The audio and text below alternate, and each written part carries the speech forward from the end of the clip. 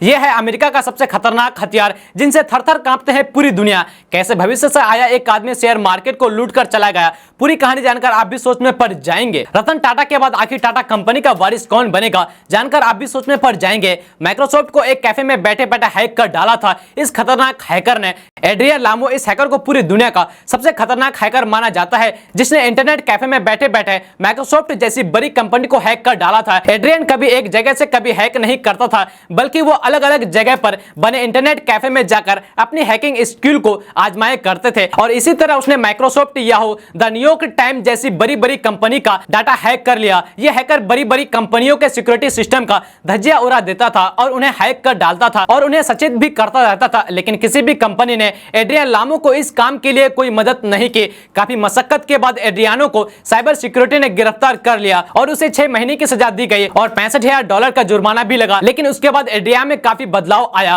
और जेल से बाहर आने के बाद जर्नलिस्ट बन गया। लेकिन 2018 में एड्रियन की रहस्यमय तरीके से मौत हो गई और आज तक उसकी मौत का रहस्य किसी को नहीं पता है। रतन टाटा की शादी होती तो उनकी अपनी कोई संतान होती तो शायद टाटा के ग्रुप चेयरमैन वही होता, लेकिन रतन टाटा ने शादी नहीं की। ऐसे में सवाल उठता है कि कार से लेकर नमक तक बेचने वाले टाटा कंपनी का रतन टाटा के बाद वारिस कौन होगा। वारिस के लिए सबसे पहला नाम रतन टाटा के सौतेले भाई नोएल टाटा का नाम आता है, लेकिन नोएल टाटा ने साइरस मिस्त्री के बहन आलू मिस्त्री से शादी की है, इसलिए साइरस मिस्त्री भी टाटा के वारिस बन सकते हैं। जैसे वारिस के तौर पर और भी कुछ नाम है, जैसे इंदिरा नुई जो पेप्सिको की सीईओ है, चंद्रशेखर जो कि टाटा कंसल्टी के सीईओ है, शांत हुसैन जो Voltas and Tata Sky company के चेयरमैन है। हालांकि अभी तो रतन टाटा ही कंपनी को देख रहे हैं, लेकिन इनमें से वो अपना वारिस किसे चुनेगा ये कोई नहीं जानता है। लेकिन कहा जाता है कि नोएल टाटा के अगले वारिस बनने की ज्यादा चांस है। दुनिया पर अपना ताकत का रोब जमाने वाला अमेरिका के पीछे उसके सबसे दमदार वेपन्स का हाथ है और इन्हीं हथियारों में से एक है सीरएम वेपन्स।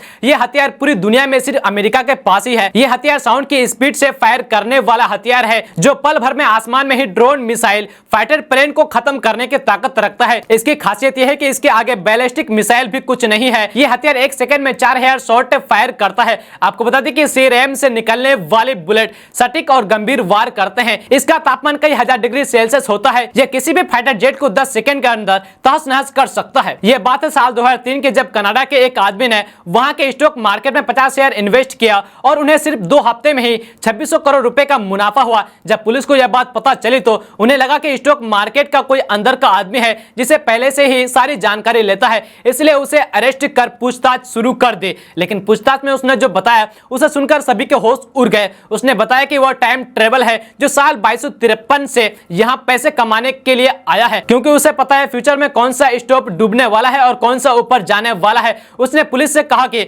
अगर वो उसे छोड़ देते हैं तो उन्हें ओसामा बिन लादेन का अड्डा और एड्स का इलाज भी बता देगा। लेकिन इसकी बातों को बकवास समझकर उसमें मुकदमा दर्ज किया गया और कोर्ट में बुलाया गया। हैरानी की बात तो यह है कि वो आदमी कभी कोर्ट पहुंचा ही नहीं, क्योंकि वो आदमी अचानक से गायब हो गया और आज तक किसी को नहीं पता कि वो कहां चला गया। कहीं ऐसा तो नहीं कि इस आदमी को अमेरिकी गवर्नमेंट ने पूरी दुनिया से छुपा कर रखा और इसने अमेरिका को लादेन का पता बताया है।